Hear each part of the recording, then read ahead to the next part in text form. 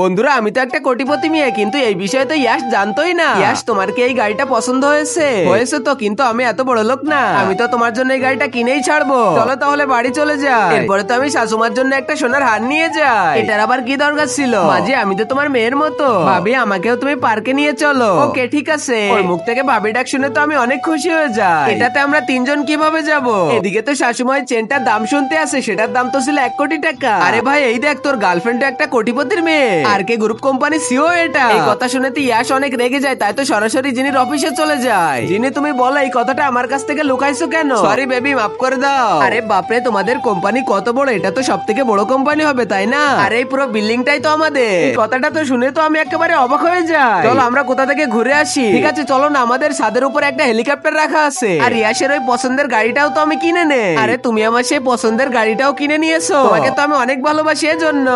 আর আগে মহান আল্লাহকে তুমি ভালোবাসলে লাইক এন্ড সাবস্ক্রাইব করে দাও। আর পার্ট 2 দেখতে চাইলে অবশ্যই কমেন্টে পার্ট 2 লিখো।